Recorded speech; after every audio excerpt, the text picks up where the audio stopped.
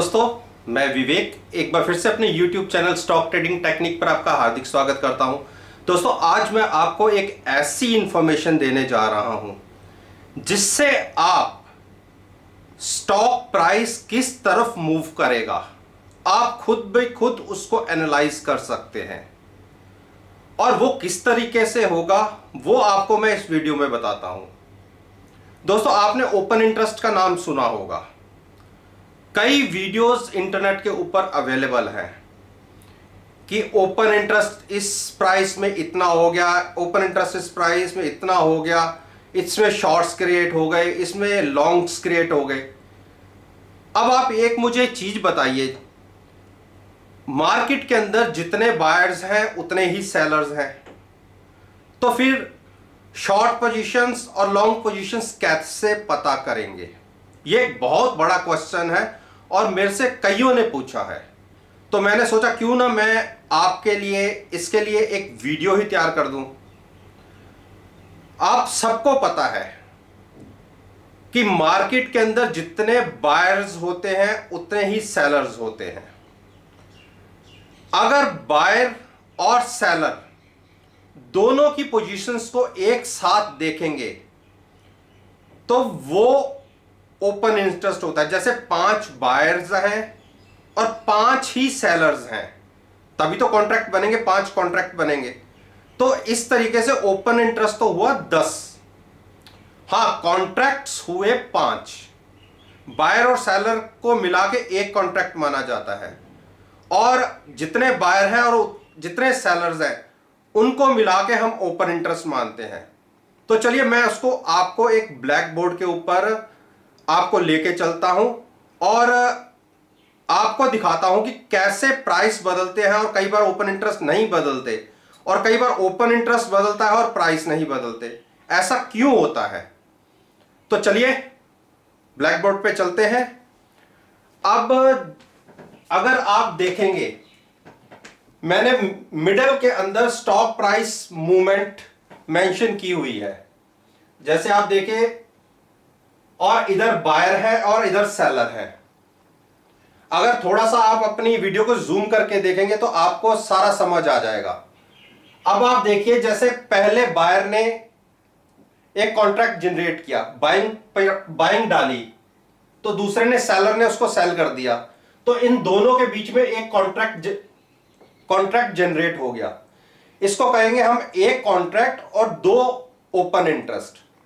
ऐसे ही एक बायर और आया, एक सेलर और आ गया, तो ओपन इंटरेस्ट 2 से बढ़ गया, तो यानी ओपन इंटरेस्ट 4 हो गए और कॉन्ट्रैक्ट 2 हो गए। इसी तरीके से तीसरा बायर आया, चौथा आया, 5वां आया, ऐसे ही सेलर्स आए। तो हम ये कह सकते हैं कि टोटल, क्योंकि 5 बायर थे, 5 सेलर थे, इस तरीके से टोटल ओपन इंटरेस्ट हो गया 10 का। लेकिन कॉन्ट्रैक्ट्स 5 हुए और अगर वॉल्यूम की बात करेंगे तो वॉल्यूम भी 10 का है। अब एक क्वेश्चन बहुत बड़ा उठता है कि ओपन प्राइस कई बार मूव करता है लेकिन ओपन इंटरेस्ट में चेंजेस नहीं आते।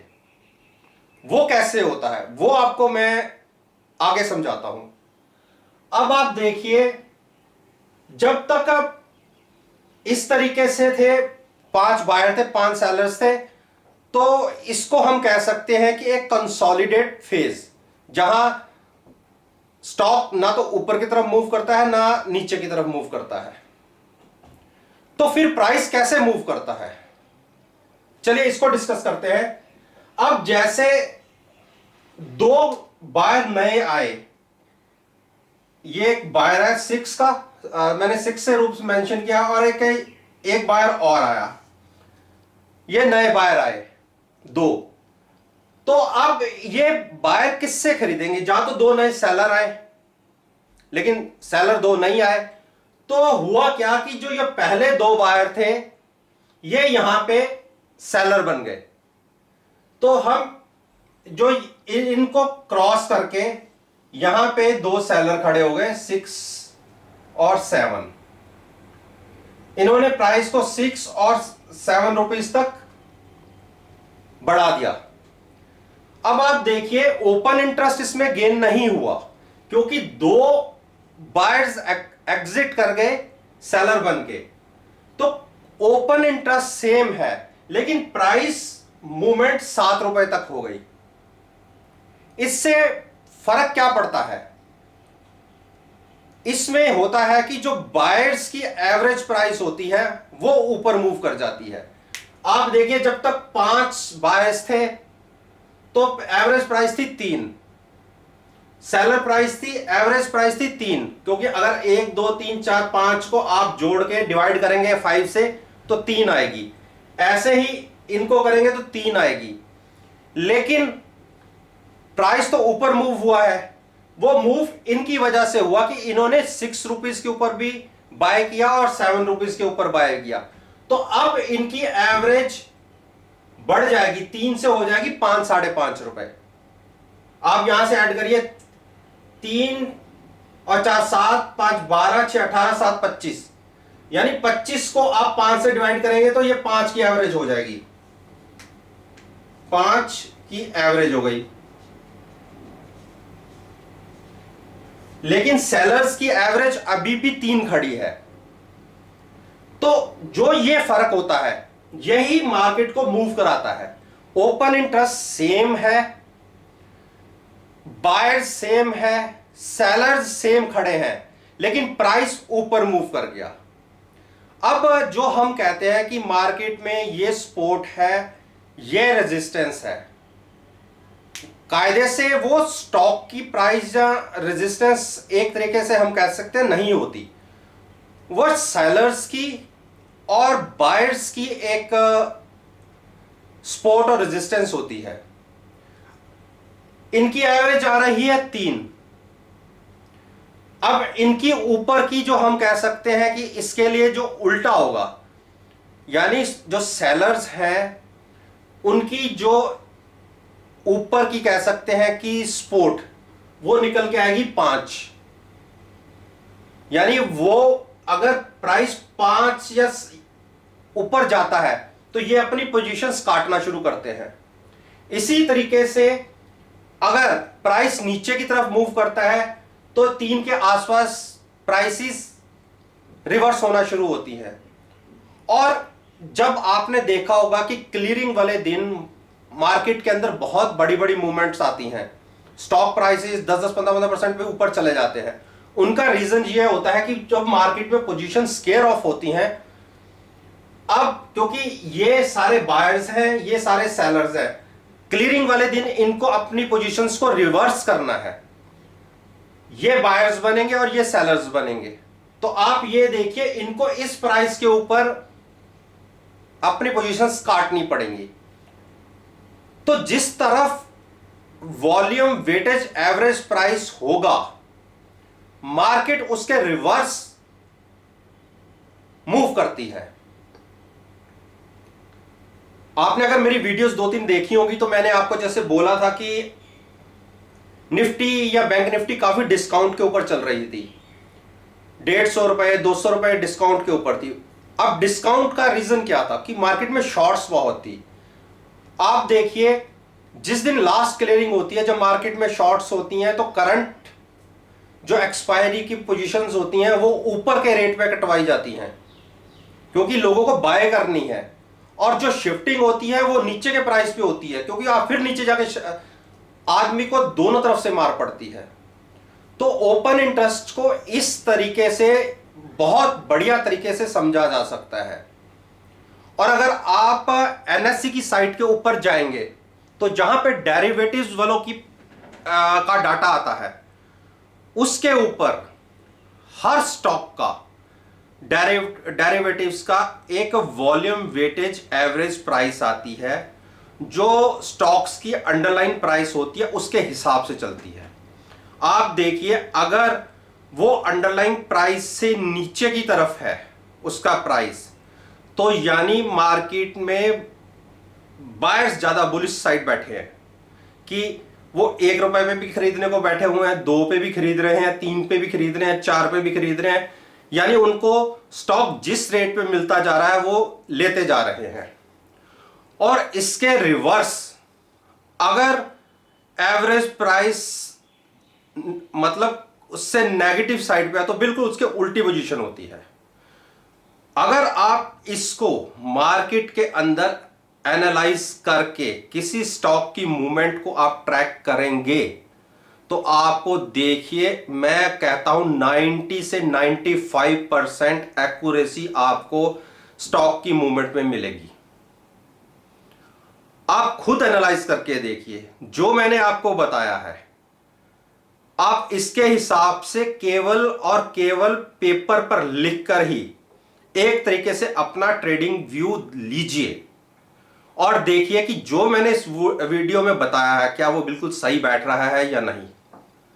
आप यकीन मानिए आप खुद स्टॉक की प्राइस मूवमेंट को ट्रैक कर सकते हैं कि इसने किस तरफ मूव करना है। इसमें दो तीन चीजें और हैं जिसको हम साथ में और एनालाइज करते हैं तो हमारा यह कह सकते हैं कि जो पॉसिबिलिटी और एक्यूरेट हो जाती है वो मैं आपको अपनी नेक्स्ट वीडियो में डिस्कस करूंगा। एक बार इसको खुद से आप एनालाइज करके देखिए, ऑप्शंस के डाटा को इसी तरीके से ट्रैक करिए कि किस ट्रैक्स के ऊपर कितना ओपन इंटरेस्ट है। ओपन इंटरेस्ट का मतलब फिर समझ लीजिए, ओपन इंटरेस्ट होता है कि बायर और सेलर्स दोनों की क्वांटिटी को मिला के ही ओपन इंटरेस्ट कैलकुलेट होता है। और अगर आपने कॉन्ट्रैक्ट्स देखने हैं तो जितनी क्वांटिटी है उसका आधा कर दीजिए। सपोज निफ्टी के अंदर अगर ओपन इंटरेस्ट 1500 का है, 1500 का मतलब, और अगर आप इसमें से कॉन्ट्रैक्ट करेंगे तो 1500 को डिवाइडेड बाय 2 कर दीजिए तो 75 मतलब कॉन्ट्रैक्ट्स तो हो गए 750 और 750 कॉन्ट्रैक्ट्स हैं। और अगर आपको यह भी पता है कि निफ्टी का लॉट 75 का है तो आप और 75 को कर दीजिए तो उतने से आप कैलकुलेट कर सकते हैं। आप 30 लाख 40 लाख का जो ओपन इंटरेस्ट देखते हैं, दरअसल ये इतना बड़ा ओपन इंटरेस्ट नहीं होता, ये दो साइड की वो है बायर्स और सेलर्स की क्वांटिटी है टोटल। तो इनको देख के कंफ्यूज मत होइए और अपने आप खुद कैलकुलेट करने की कोशिश करिए कि प्राइस मूवमेंट यहां से किस तरफ होगी। इसका सबसे बढ़िया तरीका मैं आपको यह बता देता हूं कि हर मंथ की एक्सपायरी में जिस भी स्टॉक को आप ट्रैक करना चाहते हैं उस स्टॉक को आप उस स्टॉक के प्राइस को और उस दिन का ओपन इंटरेस्ट एक पेपर पे नोट करके रख लीजिएगा और हर 5 दिन बाद 10 दिन बाद प्राइस मूवमेंट और ओपन इंटरेस्ट देखिए कितना बड़ा है या कितना प्राइस कम हुई है, वॉल्यूम कम हुई है और ओपन इंटरेस्ट में क्या फर्क आया है। आप खुद अंदाजा लगा लेंगे कि एवरेज प्राइस बुलिश की तरफ है या बेयरिश की तरफ है। तो आप उसी तरीके से रिवर्स के अंदर पोजीशंस बना सकते हैं अगर आप शॉर्ट करके चलते हैं। तो ये एक इंफॉर्मेशन थी, मैंने सोचा आज हॉलीडे है तो क्यों ना कोई जरूरी इंफॉर्मेशन आपके साथ शेयर की जाए। उम्मीद करता हूं कि आपको पसंद आई होगी और अगर आप मुझसे किसी तरीके की और मदद चाहते हैं तो आप मेरे कमेंट बॉक्स पे लिखिए। अगर आप अपना ईमेल आईडी छोड़ना चाहते हैं वो भी छोड़ दीजिए तो मैं आपको आपके क्वेश्चन का जवाब 100% दूंगा। बाकी हर तरह की इंक्वायरी के लिए तो मैं हमेशा अवेलेबल रहता ही हूं। अगर मेरी आपको पास्ट परफॉर्मेंस, मेरे इस चैनल की, मेरी रिसर्च की आप एनालाइज करना चाहते हैं तो आप मेरे YouTube चैनल पर आइए, प्लेलिस्ट को देखिए जो मैंने विद रिजल्ट्स सारी अपलोड्स की हुई हैं और आप देखिएगा कि मेरी जो एक्यूरेसी है, प्रॉफिटेबल एक्यूरेसी मोर देन 98% है। चलिए आज के लिए इतना ही। एक नई वीडियो के साथ मैं फिर से आपके सामने आऊँगा। तब तक के लिए धन्यवाद। Take care and have a nice day.